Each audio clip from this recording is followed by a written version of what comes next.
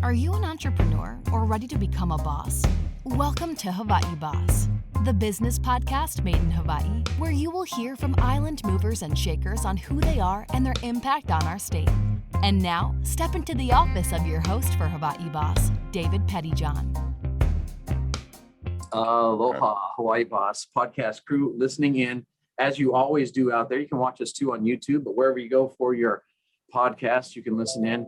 And we're going into the boss's office today of Donovan Morgan. It sounds like sort of a name you might hear anytime, but Donovan's special. He's from Hawaii, but he's got an experience I think that all of you are going to be very interested to hear. He's CEO and owner and founder of Softwash Hawaii. And Donovan, welcome. Thank you very much, David. Yeah, aloha. So again, we don't quite understand exactly what Softwash is. So when we think power washing, we think what you do as far as your business, because we want to talk about that power washing, but it's doing it safely and doing it in a way that's not going to damage things. And we're going to talk about that line of business, but we want to know more about you first, Donovan. It sounds like where'd you come up?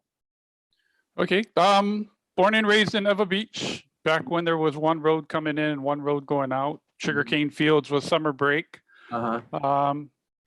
And left for the mainland for the first time. Actually left the islands right after high school, went into the Navy, did my 4 years there. Lots of experience, just unimaginable. Came back, a changed person. If I could slow that down a little bit, talk about that. A lot of local kids that work for me. I'm not from Hawaii, but I know, when it was my time out of high school, I was like 2 days out of high school. I was like gone. I went into the Army. I was like, get me out of here. I need to do something. So is that a good way, you think, for some of the folks, here locally, some of the young men and women, if, they can't quite figure some things out? Has that been beneficial for you? Do you recommend it? I would say in joining the Navy, it was a spur of the moment. I had an experience with a friend of mine that I grew up with that nobody ever thought he would ever leave home. Mm-hmm. And so after high school, he left and we watched him leave at the airport. And the next day I was in the recruiter's office because my thought was, if he can do it, I can do it. Yeah, I get on an airplane, you get a free ticket out of here. What are you talking about? Well, I was at the recruiter's office and I didn't tell my parents that what I was doing. And so I was still 17 at the time. So they had to get their permission. And so they called my mom at work and I could hear her scream over the phone saying, "What?" Oh, you're in the recruiter's office. Yes. And they're calling your mom at work. Yes. I did the test, all of that ASVAB stuff, and they needed the signature. And my mom answered the phone with, "What? Put him on the phone." Big trouble. Yeah. But it was a big decision. Of course, when it was time to leave, the closer it got, there's some, am I doing the right thing? This and that. But I would say my parents held me to my decision and said, you made the decision, you got to go. It'll be a better life when you come back, if you come back. And so I went, and there were a lot of, just in boot camp alone, you meet different people, and then you realize how special Hawaii is. Right. And with that, so I guess part of me raising, not to be racist or anything, because that's a big thing nowadays, but sure, I was a white kid growing up in a brown neighborhood. Mm-hmm. And so there was a lot of that going on. And it's more, it is what it is and what it was. Mm-hmm. But in leaving Hawaii and going to boot camp, it hardened me up enough to where you see all the videos and stuff of boot camp and how they get it. That. And so for me, it was almost comedic. Right. Because I told my drill instructor that, hey, my best friend does better than you do. Right. So you've got grown men crying and I'm over there thinking my best friend is, right. He gives me worse feedback than you do, puts me down. But that brought me up to be the person I was, and it helped me excel. Right. I was not the norm. So I went after boot camp, when it's stationed on the USS Enterprise, did a couple of tours in the Indian Ocean.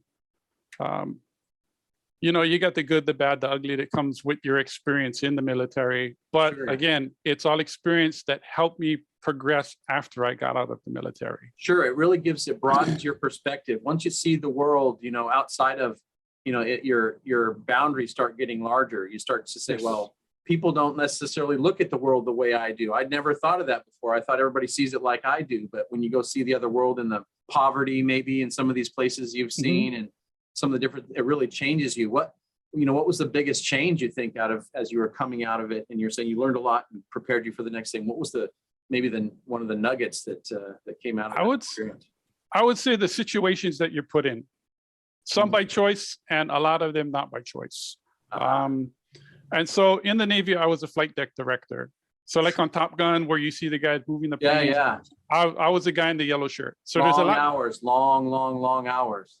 Yeah. And so the way we were told, they only had to give us 2 hours of sleep a day. And so it was basically whenever to whenever. When 2 hours before you first launch, and then whenever you finish. Right. Whatever the mission is. You don't know, you just get up and they tell you where to be. But I would say the biggest takeaway from the military was you had a mission and you had to be successful at completing it, no matter who you were working with. Sometimes you work with people you like to work with. Sometimes you work with people that you didn't like to work with. But in the end, everybody had to come together to make it all work, no matter the situation. Yeah, something gets jammed up, it goes upstairs on the up top. You're getting some heat, right? If things aren't going right. Yes, and everybody's watching. Right. It's got to move like so it's like a finely oiled machine out there. It's pretty amazing to watch that, and some of the harshest conditions that you see out there. From extreme heat to freezing cold, it doesn't matter. You're flying. That's amazing. So hardens you up for, you know, if I can survive this, I can survive anything. That was some of the thoughts that I had as I left the military. So you decided to leave. You got in and out. What were your years of service? Sometimes some of those guys out there might be listening in out there. I was 1987 to 1991. So good solid 4 years, huh? You earned it. I earned it. And so I would have stayed in. I love my job. It was the most where people would jump off of cliffs and stuff to find their adrenaline. I found it every day at work when we were on the ocean. But the military life for me just wasn't what I thought it was going to be. But I love the job. Right. And so after that, got out, big ambitions, right? I got all this knowledge, all this experience. And so now I want to go out on my own and find my way. Came back to Hawaii. And then I get provided the opportunity by Chevron Refining Hawaii to work out at the Hawaii refinery. Okay. And so I took my work ethic from the Navy to Chevron. Right. Meaning that when I left the Navy, I told myself I would never complain about work and working hours, because the Navy was whenever to whenever. Right. Even if working hours were longer, I knew when I was going to start and when I was going to finish. Right. So you could do anything standing. I could do anything. Right. Yes. And same thing with the military life. You're given a task, and that task you had to complete irregardless of what you were working with. Right. And then in most cases, you try to do more because that's where you shine, right? Everybody can do average. You try to go above average to kind of get the extras that come along with it. Right. And so I took that to Chevron. And in the 15 years that I spent at the Hawaii refinery, I went from the person off the street not knowing anything to being the go-to guy training supervisors and head operators and such, developing training, running shutdowns. And I got to the point where I was at the been there, done that numerous times. And so I was looking for a bigger arena to play in. And I reached out to a friend of mine who had been an engineer in Hawaii that was actually a superintendent now in Kazakhstan. And he got back to me. It was a refineries type of situation, same type of setup? It's a little bit different. In Kazakhstan, it's where they pull the oil out of the ground, they process it in order to be able to ship it. Okay.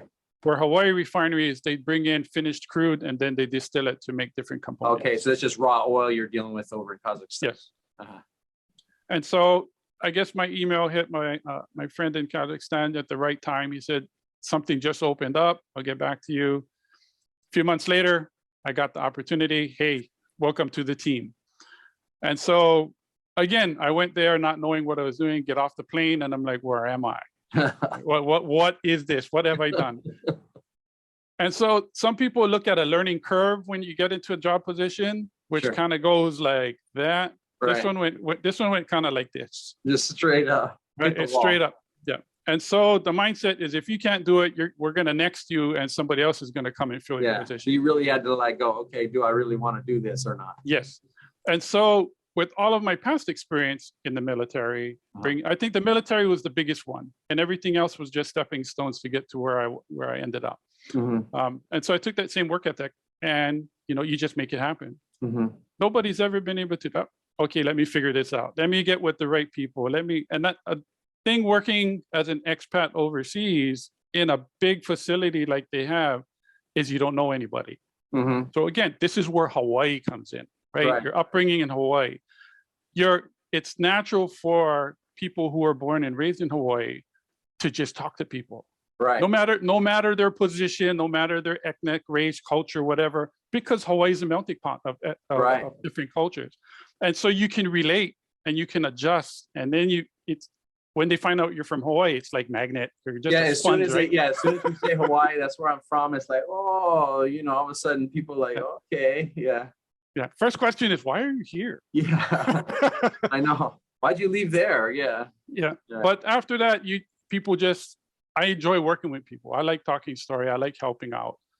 Always have, always will. And I just progressed. And it was through meeting people and helping other people be successful that helped me become more successful. Mm-hmm. And by the end of my 13 years, I was the guy that had the solutions. Mm-hmm. Right? Donovan, hey, we got this problem, but hold on, let me get back to you. I had the network.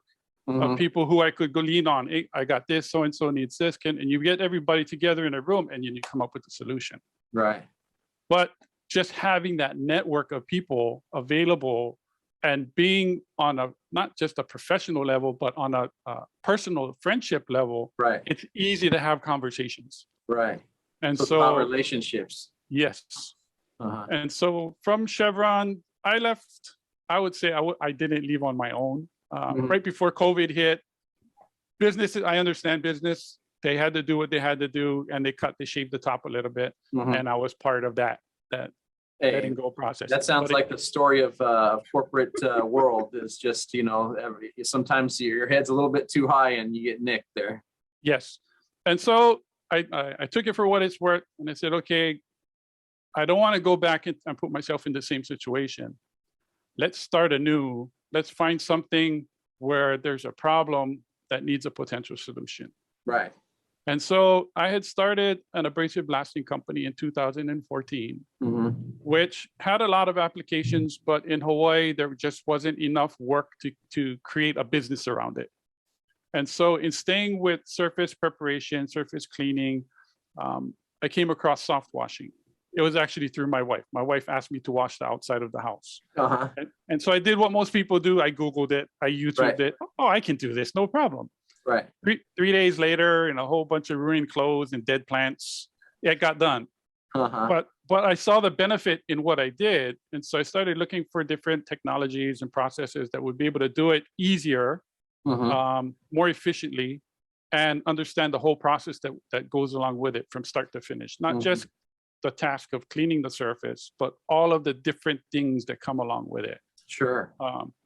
And then also looking at it from a business sense, to find a company that has processes that are already built that I could just modify rather than build out on my own.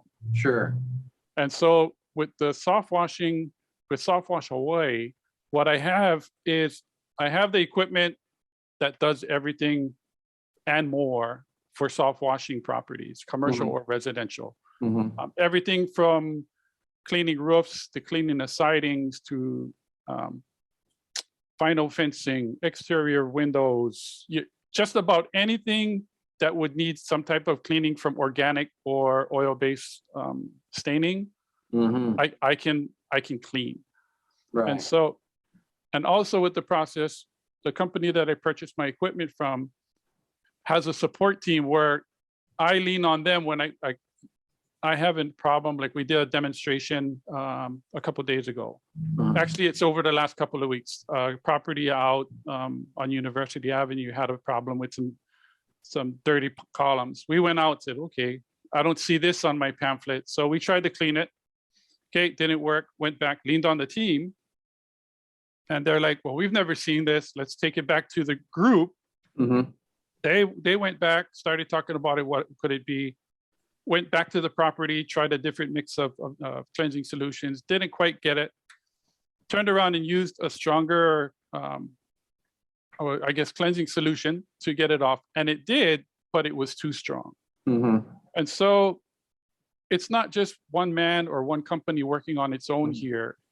I leverage a network of companies throughout the US and the UK. And everybody tries to come out, everybody helps everybody. Somebody might have come across the same problem here, and then, okay, this is what it is. This is what I did. And at least you have a starting block.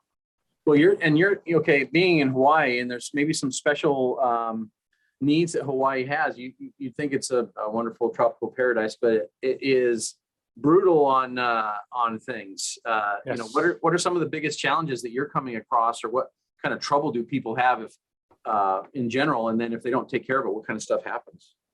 I would say I'll lean on this one demonstration that we just did.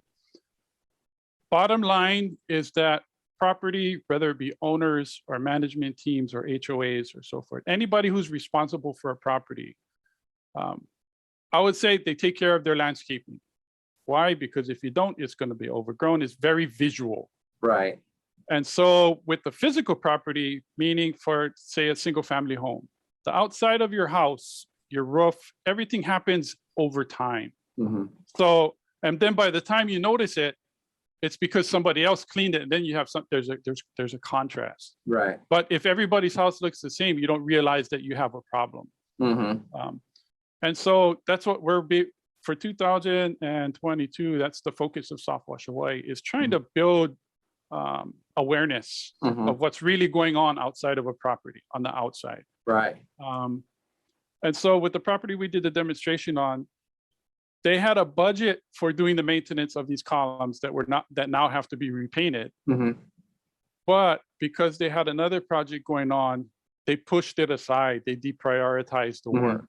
Right. And so that was been going on for the last 3 years, which they would actually do annual cleaning. And so now they're at a point where they would have spent $20,000 to $30,000 to do a cleaning on the building, and now they've got to repaint the building. Right, which is increases the cost significantly. Increase the costs, right? And then how do you take that to the board? Oh, by the way, we had the budget, but we couldn't do it because we kind of had something else going on. Too busy. Well, it seems like you see a lot of that in Hawaii. You know, these buildings, maybe because of the overhead costs. I was driving through Chinatown, and there's some of these older buildings, even in downtown. Some of the lights aren't working, and it's just kind of like. So I'm sure the outdoor cleaning sometimes is the last thing you think about. Yeah. And so driving through neighborhoods, I always say now is that you don't know what you don't know. And once you get information, you can't unsee it. Right. And so doing what I do now, I look up before I look down. And so I'll drive through neighborhoods and I'll look up and say, okay, that's a new roof. That's roofs are black. Okay, this neighborhood has got the bacteria growth going on. And if one house has it, the house next to it has it, even if it's not as bad, because it carries through the air and through the birds and stuff. It's just spores. Yeah, and you worry about that bacteria because you can get the mold, and there's different things that, especially if there's some moisture and things. What's some sort of things in Hawaii that are specific to Hawaii that really, you look out for that can really cause some major damage? I would say the roofing for sure. We did some walkthroughs up in Mililani Mauka today. And so talking with some of the homeowners, came across one, saw his roof, walked up with one of my flyers. We were talking story. He says, well, I just filled up 3 5-gallon buckets of the limestone that's on the asphalt shingle. Right? Oh. He's washing it down. And so what I explained to him is those don't fall off until something eats what it's sitting on. Right. And that's the bacteria. So it'll start with just light staining, right? Streaks, black streaks, and then it'll progress to where it just blackens your roof. but that's bacteria eating your roof.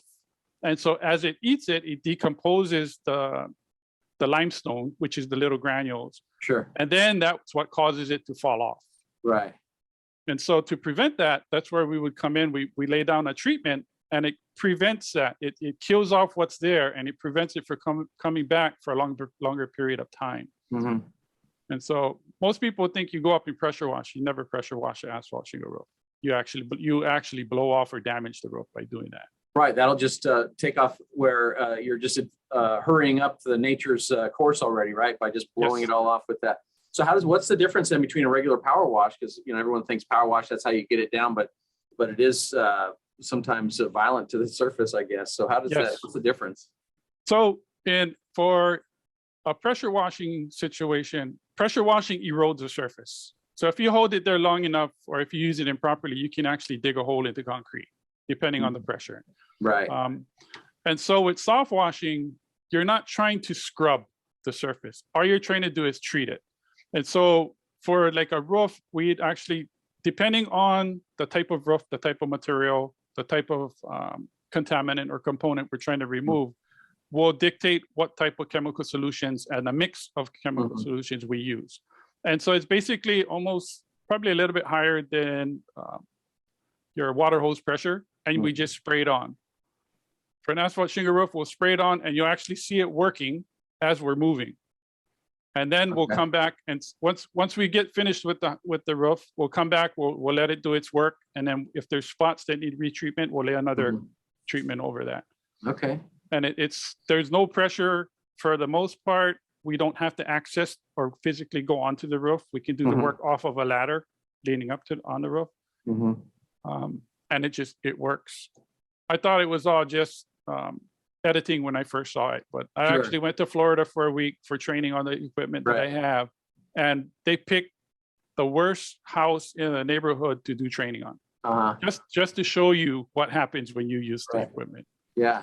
Well, a lot of people worry though too. You said a little bit about chemicals. Hawaii, we're concerned about as things get. How do we is there a way that you have to contain that? And there's something, sure, all these EPA rules and all that kind of stuff you have to abide by. But what kind of chemicals are we talking about here? People get anxious. Okay, so one of the key components is bleach. The same stuff that you wash your clothes with, a little bit stronger concentration for roofs, and all of the other cleansing solutions / chemicals that we use are all non-hazardous, all water-based, all naturally biodegradable. And each type of cleansing agent or chemical that we use has a specific purpose. Sure. One is for organics, one is for oil. We've got one that does wood restoration. That one's amazing. It just brings the color back out of wood. Wow. Another one is to neutralize the bleach, and it's actually like a waxing agent. So it's kind of like going through the car wash. Gotcha. First thing that drops on is your soap, and then you have some agitation, and then you have a rinse. That's basically what we do. Yeah, so we'll lay down the chemical solution. If needed, we'll agitate it a little bit. We're not trying to scrub it. We're just trying to move it around to let the chemical do its work. And then we come back with a rinse if needed, and then you're done. Okay. So how busy you stay? Is it, so what kind of, folks would be most interested in having you give them a call? Because they can find you at the website there, Softwash Hawaii. Is that right? Yes, correct. Softwashhawaii.com, and they can find out. And so they give you a call, and you come out and do a walkthrough, like you said, assess, and what would people expect? Well, most people, first, I would say the majority of people that we've done walkthroughs with, they always picture it as being pressure washing. Right. And so when we start to explain what we do, we'll go through the explanation, and then we'll say, would you like to have a demonstration? Sure. And we actually bring our equipment out, and we actually show them what we do. Sure. Because soft washing is a new term, right? At least for Hawaii, I never heard it till I came across it. Now I know about it because I'm doing it. Right. But when people hear washing of any property or walkway, they just picture pressure washing, and then the damage it can do, which it can if you don't use it properly. Right. And so as far as business wise, we're still trying to gain traction.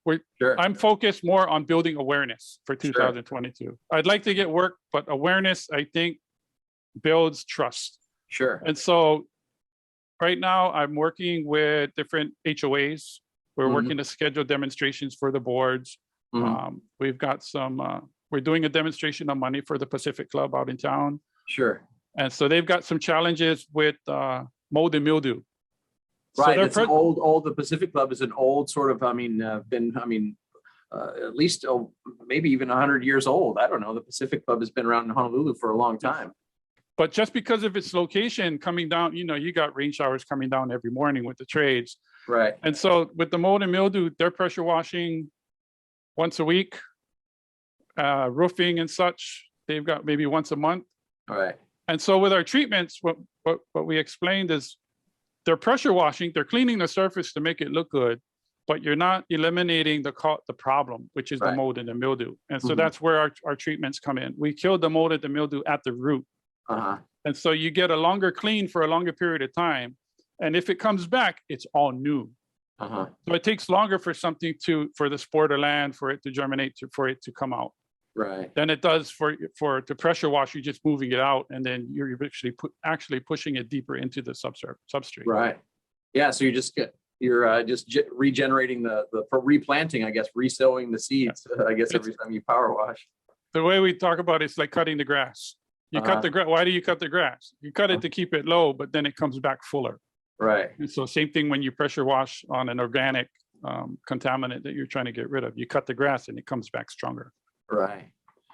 So, and this is important to know, all you Hawaii Boss crew listening in. Startups are tough. It's hard to get things moving. You've got a web page, trying to keep track of everything that's going on, and also help people to understand the product. It takes education sometimes, and sort of that knack to be able to go out and sort of knock on the door and tell people, hey, this is what we're doing. But it sounds like anything for that, people, from what you've seen, and maybe you've started some other businesses, and what you've seen other folks out there who are trying to kind of get it going, what's any words of wisdom for them?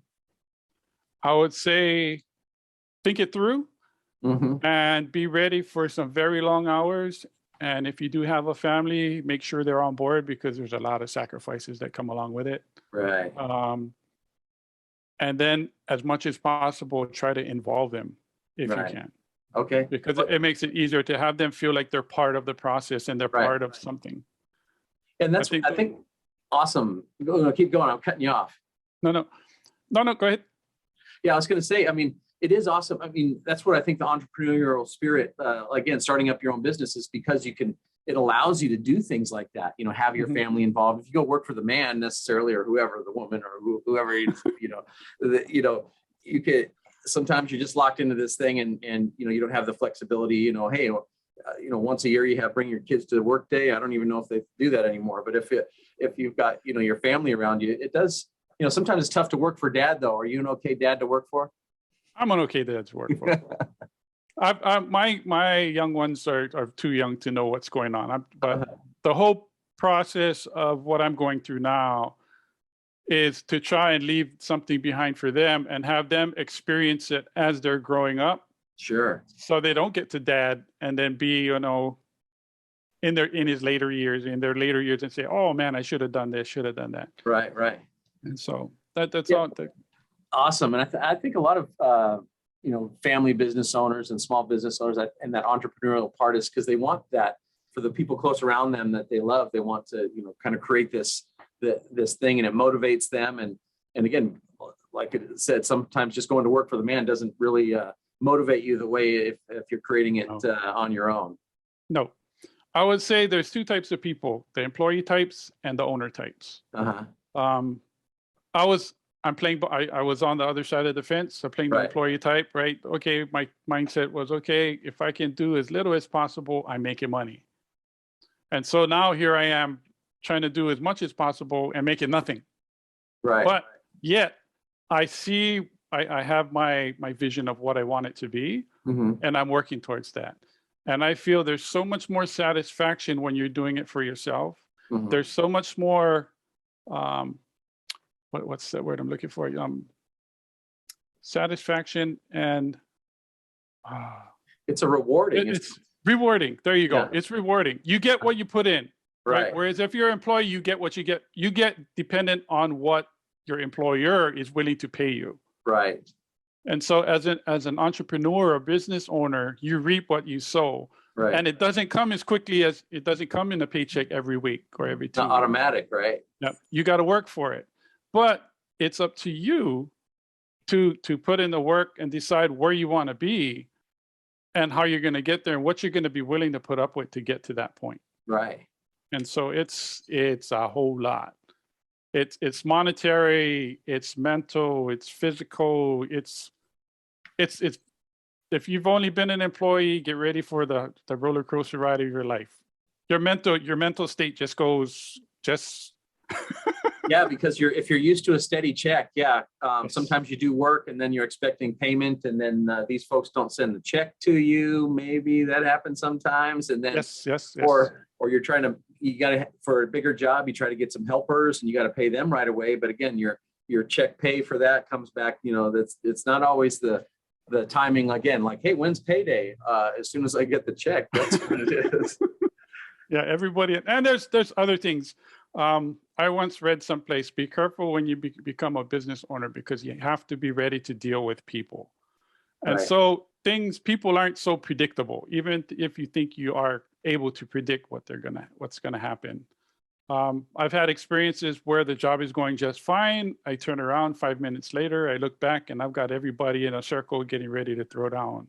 Right. On a property that's very high end, and I'm thinking, oh my God, what's going on? Right. But you can't run away from that, right? You can't go call your supervisor. You've got to deal with it. And so if you're not ready to take on those type of situations and be comfortable with speaking with people who may be more senior than you, who may have more knowledge than you, but as the business owner, be able to step up and be correct about your approach. Because in a situation like that, it's very easy to get emotional and talk out, and then you get it. You throw gasoline on the fire. Right. But, and then good luck keeping that job or getting future jobs as you. That's one thing. You have some flexibility as your own entrepreneur, but you still have to create some level of culture of customer service and that. But it does provide some flexibility. Sometimes when some people are maybe expect more than you're able to provide, even though you provide a great service, sometimes you have to say, well, I'm not sure I'm going to be the one to be able to provide that service for you. But again, in general, those are the few and far between type of things. Usually it sounds like, again, if you've got the great approach that you've learned. And now, where do you think you've learned that ability to sort of talk with people and build those relationships? Born and raised in Hawaii. Yeah. That's the biggest thing. I would say to what you just said, to kind of expand a little bit on when I do come into situations where maybe my business cannot provide the service, what I try to do is, that's where your network comes in. Right. Your network comes in and you go, well, I can't do it, but I know of such and such company that can do that type of service for you. Right. And so you can actually point them in the right direction, and they're very grateful for that. Mm-hmm. And so though I might not get the business, I'm happy to help. It's just me as an individual, as a person. I'm happy to help people solve problems. Mm-hmm. That's been my whole life. Right. In the military, I was in the supervisor position that I solved problems. That's why I became so good. Right. In Chevron, I solved problems. I delegated, but I had a friendship type relationship and professional, but I was able to solve problems. And so I enjoy that. It's very satisfying to do that. So to see a potential client come in and to be able to solve their problem and have them walk away happy, that's a win for me. Mm-hmm. Because everything, we live on an island. You never know when things come back full circle, or when they bring you up, hey, this guy helped me out. And so it's just the Hawaii culture. Yeah, and I say, I agree that networking is sort of part of that mentality where, it's us out here. There ain't nobody else coming except, we can't get along. We better figure this out right away. So sort of forced, not forced, but it's just a part of being doing business in Hawaii. I think you have to be able to do that. And not everybody can do it. Mm-hmm. Right. It's you just got to have that type of I would say upbringing. Sure. Right? I guess being brought up in the 70s, 80s as a kid, it was a lot different than it is now. I think we're beneficial back then being brought up because it was more family based. Everybody was auntie and uncle. There was a lot of respect, where it's changed significantly from then. But it's just more challenging to raise a family nowadays than it was back then. Right. But certainly, again, developing your own business, bringing your family along with you, providing this sort of new but important service, I think, to Hawaii, and doing it with Aloha, Donovan. I think coming to your office was the right idea. The Hawaii Boss team came and visited. But before we leave, we want to know, listen, when you're not out there power washing, 80 hours a week trying to get this thing off the ground, where would you like to be if, when you see yourself after you have your first $1 million, where does Donovan go hang out? Where am I going to hang out? I would say with my family. Okay. You have any hobbies or anything like that you're into here, being from Hawaii? Maybe play a little bit more golf, spend a little bit more time at the beach thinking. Yeah. That's a good think spot. That's right. You always got to make some time for that. Again, for all the entrepreneurs, you got to make some time for family and a little bit of downtime for yourself, so you don't, that spring that's in your head, kind of bang comes out, and you kind of you can get burnt out, guys. So be careful out there. But Donovan, a great example to all of us, and thanks for meeting with us in the Hawaii Boss, and keep us posted. And we go to Hawaii. We go to your website, which is softwashhawaii.com, and it's got your phone number on there direct, and it probably rings right to you. Yes, it does. Okay. Well, anything else for the crew out there before we part, sir? No, give us a call. All right. Roof. All right. Thank you. Hey, Donovan, thanks so much. We'll see you up on the roof up there one of these days. Okay. All right. Aloha. Make sure to subscribe to Hawaii Boss and follow us on social media at Hawaii Boss Podcast at the links in the description. We'll see you soon in the boss's office.